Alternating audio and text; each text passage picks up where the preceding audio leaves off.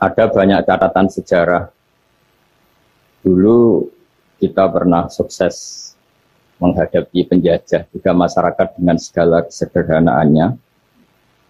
Tapi yang menjadikan mereka kuat adalah bermental kullukum ra'in wa kullukum mas'ulun an ra'iyati. Semua kita bertanggung jawab terhadap proses sosial, terhadap proses kemerdekaan, juga terhadap proses berbangsa dan bernegara. Mental ra'in ini, mental menjaga, mental memberi, mental bertanggung jawab, ini yang menjaga kita. Sehingga dulu para TNI, para pejuang itu di kampung-kampung dikasih ketela, dikasih gembili, dikasih hui, bisa makan. Gara-gara punya mental memberi ini, bangsa kita merdeka. Dalam sejarah paling terkenal adalah ketika Perang Tabuk. Itu sahabat yang saking miskinnya itu punya beras, misalnya di Indonesia kayak beras 2 kilo dikasihkan Nabi 1 kilo, yang 1 kilo untuk keluarganya. Sehingga anggaran perang ini tidak untuk biaya makan, tapi tetap untuk anggaran perang. Karena orang-orang menanggung makannya sendiri. Ini yang penting sekali supaya kita ngadepin pandemi, juga ngadepi problem. Masyarakat ini kita apresiasi, mereka juga ikut berjuang untuk menjaga ketertiban bangsa Indonesia. Bayangkan kalau kita semua ini kriminal, itu penjara penuh dan negara tidak akan mampu menampung kita semua karena kita melakukan kriminalitas, juga keuangan kita tidak cukup. Jadi sekedar tidak melakukan kesalahan itu sudah bagian dari kehebatan kita sebagai bangsa Indonesia. Itu yang dimaksud Nabi, kullukum ra'in wa kullukum mas'ulun an ra'iyati. Itu sebagai mukadimah untuk refleksi atau munajat kemerdekaan. Dan kita sering baca Quran. Kadang-kadang Allah Ta'ala itu suka ngendikan yang ringan-ringan. Allah Ta'ala yang Tuhan ketemu Nabi Musa yang berstatus kalimuh. Kalimuh itu seorang nabi yang setiap punya problem itu komunikasi langsung dengan Allah Ta'ala. Saking terkenalnya Nabi Musa sering munajat sampai ketika beliau sakit gigi, itu langsung matur kepada Allah Ta'ala, ya Allah saya ini sakit gigi. Jadi tidak ke dokter, tidak ke tabib, tapi langsung ke Allah Ta'ala. Bersama Allah Ta'ala dikasih tahu, coba kamu ngunyah rumput ini, jenis ini. Setelah dikunyah, Nabi Musa sembuh. Suatu saat beliau sakit gigi lagi. Tidak lagi konsultasi dengan Allah, tapi langsung nyari rumput itu, kemudian dikunyah tambah sakit. Tambah sakit, Nabi Musa tanya, ya Allah ini sesuai resep pertama, kenapa tambah sakit? Resepnya Allah, dulu kamu percaya saya punya kekuatan menyembuhkan, sekarang percaya kamu sama rumput, silahkan minta sembuh dari rumput. Akhirnya semenjak itu jadi syariat bersama bahwa ikhtiar harus tetap hasbiyallah wa ni'mal wakil, meskipun tawakal juga harus tetap ikhtiar. Karena di semua cerita-cerita itu Nabi Musa tidak langsung disuruh berdoa, tapi disuruh ikhtiar, yaitu dengan mengunyah rumput tertentu yang menjadi obat sakit. Tapi di balik itu semua ada hal-hal dahsyat yang Allah Ta'ala itu ngendikan atau cara memperlakukan seorang kekasihnya itu ringan sekali, rileks sekali, sehingga banyak kiai-kiai kita yang rileks. Fir'aun itu betapa biadabnya Fir'aun, betapa bengisnya Fir'aun yang menindas bangsa Israel. Bani Israel. Tapi pertama ketika Allah manggil Nabi Musa itu pertanyaannya ringan sekali. Wa ma tilka biyaminika ya Musa, kamu bawa apa? Padahal Allah tentu tahu. Ini Gusti, saya bawa tongkat ya. Kata Allah untuk apa? Atawakka'u 'alaiha wa husyu biha 'ala ghanami wal yafiha ma'arif ukhra. Ya, banyaklah Gusti fungsinya tongkat ini. Untuk menghalau kambing saya ketika menggembala, untuk merontokkan daun supaya dimakan kambing saya. Dan masih banyak lagi kepentingan yang lain. Kata Nabi Musa, waliyafiha ma'arif ukhra, dan masih banyak kepentingan lain. Sehingga para mufassir mengatakan bahwa psikologi seorang rakyat ketemu presiden atau ketemu gubernur, apalagi ajudan, ketemu pimpinannya itu pasti takut. Cara menghilangkan ketakutan itu diajak ngendikan atau ngomong yang ringan-ringan. Saya tidak bisa bayangkan kalau saya ketemu Mbah Maimun terus ditanya, Mbah, kamu ngiyai kamu reputasinya sudah kayak apa? Yang sudah kamu pinterkan berapa? Yang sekarang jadi ahli sunnah berapa? Itu pasti saya gagap. Sama ketika gubernur ditanya menteri dalam negeri atau ditanya atasannya lagi prestasi, pasti gagap. Sehingga kadang-kadang bangsa ini kalau antar pejabat ketemu ya makan-makan. Kalau ketemu kadang ngendikan yang ringan-ringan. Itu sebetulnya bukan hal yang salah. Karena dalam kecapean seperti ini hal-hal yang ringan itu adalah obat, adalah solusi. Sehingga Nabi Musa tidak ditanya, kamu jadi Nabi reputasi kamu apa? Malah ditanya yang ringan. Wa ma tilka biyaminika ya Musa. Qala ya asoya atawakkau alaih. Hal itu juga yang kadang-kadang Nabi kalau ditanya, ayat Islam ya khairun ya Rasulullah, Islam yang terbaik itu gimana ya Rasulullah? Jawabannya Nabi itu unik, kadang hanya jawab it'amu to'am. It'amu to'am wa ifsa'us salam alaman arota malam tarif. Ya Islam yang baik itu ya pokoknya makan-makan. Itu kalau ketemu teman ya makan-makan kalau ketemu. Lalu dibalik keriangan ini, dibalik ketenangan ini atau keriangan ini, dibalik hal-hal yang sederhana ini, terjadi fikih yang luar biasa. Ini tadi saya nanti sampainya ke Hibran. Terjadi fikih yang luar biasa. Ketika ahli fikih mengatakan senyum itu sunnah, karena tidak wajib, tidak berdoa. Tapi konsekuensi hukumnya bisa wajib. Ya tadi misalnya kita punya istri solihah, tentu kita butuh happy. Yang istri kita misalnya judes, yang tidak istri kita ramah senyum. Maka ini ada persaingan halal dan haram. Dan haram ini bisa menang hanya modal senyum, yang halal karena benis kalah.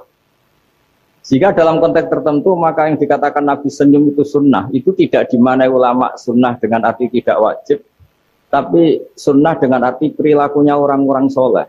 Untuk kompetisi itu pasti senyum. Karena tidak kebayang kalau yang soleh, yang baik itu bawaannya tanfir, menjadikan orang lain lari, sementara yang batil menjadikan orang lain tertarik. Ini jangan sampai terjadi. Sehingga Islam kadang-kadang mengajarkan kita hal-hal yang ringan tadi. Kit'amu to'am. Ya kalau ketemu teman ya makan-makan. Kita tidak bisa bayangkan misalnya komunitas orang-orang bandar narkoba kalau ketemu anak buahnya makan-makan, rileks. Sementara kita yang soleh-soleh, meditnya minta ampun. Sehingga orang terus kapok berteman orang soleh karena batil. Terus mencari berteman orang batil karena syahwat. Begitu juga di perdagangan. Di perdagangan kita ingin produk halal ini menjadi inspirasi kita, menjadi mental kita. Sehingga barokahnya produk halal ini, kita tidak butuh lagi produk yang haram. Wa aghnina bi halalika an haram. Semoga dengan halalmu ya Allah, kita tidak butuh lagi haram. Misalnya orang-orang soleh itu kalau sholat senangnya minta ampun. Bisa sholat saf awal senangnya minta ampun. Menemukan imam masih takbir, senangnya minta ampun. Sehingga kesenangan-kesenangan ini menjadi tidak perlu lagi senang hal-hal yang haram. Makanya saya ikut mengapresiasi Hibran ini semoga jadi sistem perdagangan yang menjadikan orang itu jauh dari haram. Di antara haram dalam Islam adalah kita tidak punya harta kemudian menjadi beban bagi orang lain. Fayaku nakalan alam nas, menjadi beban orang lain.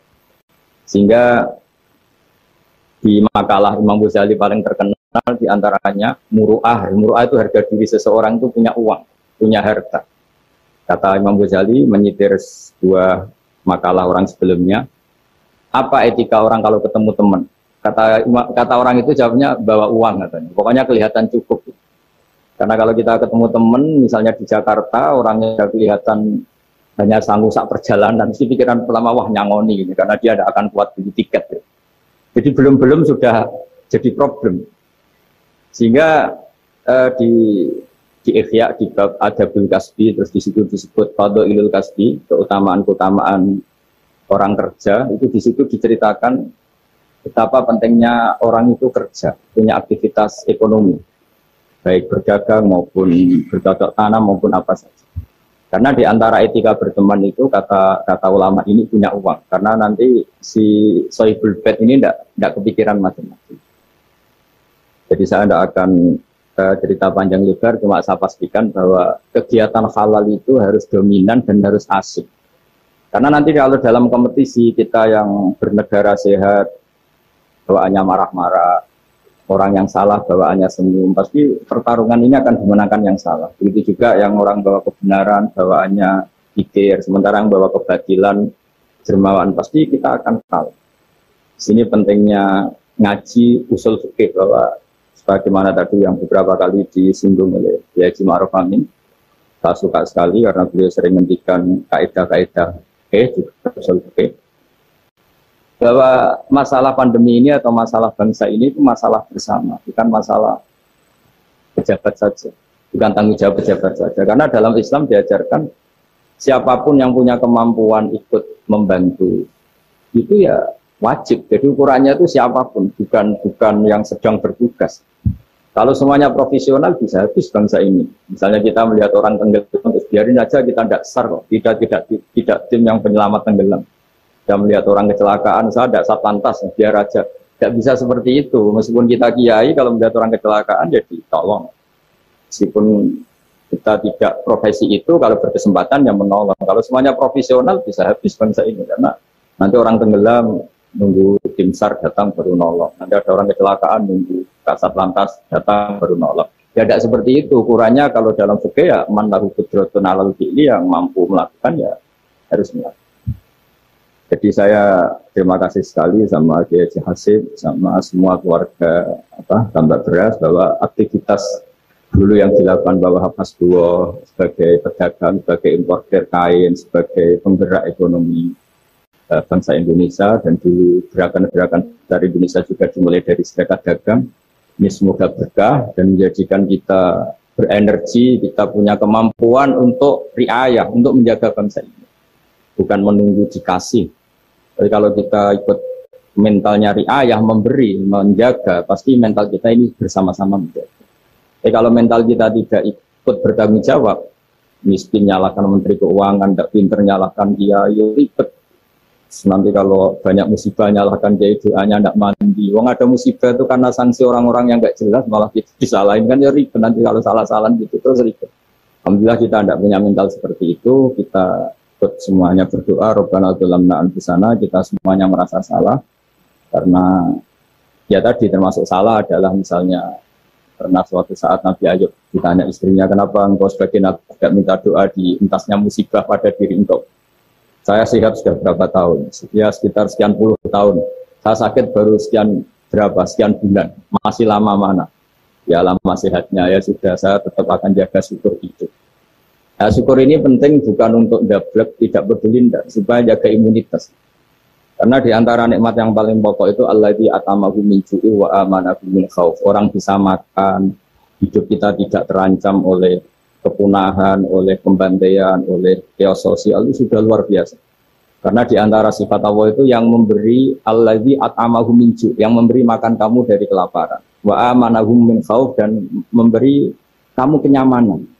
Kamu tidak takut, itu sudah nikmat yang luar biasa. Saya sering bayangkan nikmat ini kayak apa kalau kita jadi orang Irak, orang Syria, kayak apa nikmat bangsa Indonesia yang teduh, yang nyaman. Ini harus kita syukurin dulu, bahwa kita ingin nikmat yang di atasnya itu, ya ingin pandemi berlalu, ingin ekonomi baik, oke lah, tapi syukur dulu. Supaya tidak lupa lah bahwa kewajiban kita itu alhamdulillah dulu. Jangan karena kemerungsung ingin ideal terus yang sudah kita dapatkan kita hindarkan. Itu bahaya sekali dalam muamalah sama Allah Ta'ala. Sebagaimana tadi yang hadis qudsi yang disihir Bapak Wakil Presiden, siapa yang tidak syukur atas nikmatku, tidak sabar atas balaku, itu maka silahkan mencari Tuhan selain aku, tapi jangan menempat bumiku, jangan menempati bumiku, jangan pakai langitku. Intinya itu betapa bahayanya kita kalau tidak syukur. Saya kira demikian, dan saya terima kasih sekali atas kegiatan atau ide jadi tren, tapi saya mohon semohon-mohonnya bahwa ini adalah bagian dari meneruskan tradisi dulu, mulai Pak Wahab, mulai Pak Hasim, mulai Pak Bisri, mulai semuanya lah tokoh-tokoh dari ormas manapun, termasuk dulu ada Serikat Islam, ada Serikat Dagang, karena semuanya ini akan membangkitkan bangsa kita dari keterpurukan. Harus jadi kompetitor yang baik sehingga masyarakat ini berkebutuhan yang halal.